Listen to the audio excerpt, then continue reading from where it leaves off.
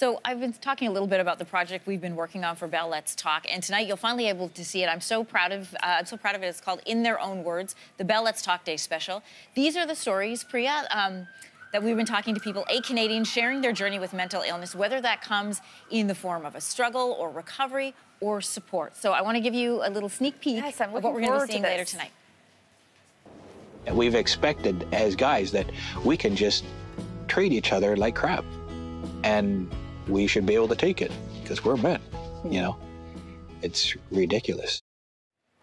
So that's David Henry. He is a truck driver who has lived he's been driving, truck for more than 30 years. He also lives with depression and PTSD. And so we traveled to Winnipeg. We spoke with him. We spent most of the day speaking with him. You saw it there inside his big rig, inside his truck. It was a really incredible experience to hear how candid and how honest he is about what he lives with. Yeah, just from that clip, you can really hear that he's speaking from his heart. I thought one of the interesting things he touched on was the idea that men don't treat each other well, and then that's part of the reason why there's still such a stigma when it comes to talking about mental health among men. Yeah, you saw there, he works in the trucking industry. He has for most of his life, as we said, and this is an industry with only 3% women, which is something that he addresses in our conversations, and the difficulties about being able to open up about struggles that he and other drivers like him are facing. He actually admits that for most of his life, he said, I did not believe in depression or anxiety. I thought people just needed to suck it up, and I would say that out loud. This idea of men needing to be tough, push through things, forget about any problems they're experiencing is one that comes up with several of the men that we spoke with, and one I think will resonate a lot with a lot of people at home. So you also spoke with Toronto Maple Leafs head coach Mike Babcock about a stigma in sport. And you also spoke with a young woman who is a former varsity basketball player. Let's take a look at that. I did feel like something was wrong with me. I didn't understand at that point that it was okay not to be okay, that mental illness doesn't preclude you from being a successful athlete. I felt damaged. I felt unloved. So that young woman is Krista Van Slingerland. She lives with depression, anxiety, post-traumatic stress disorder. She experienced a lot of mental stress and illness stemming from the pressure that she felt from sport. This is something we hear from a lot of athletes.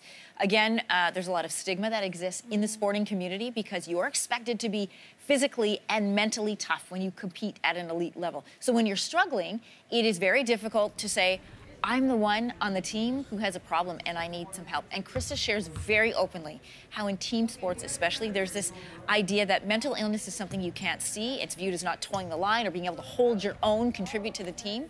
She is now the co-founder of the Canadian Centre for Mental Health in Sport. This is one of only 2 that exist in the world, which helps athletes struggling with mental illness to navigate that, help their deal with their illness, but still compete successfully.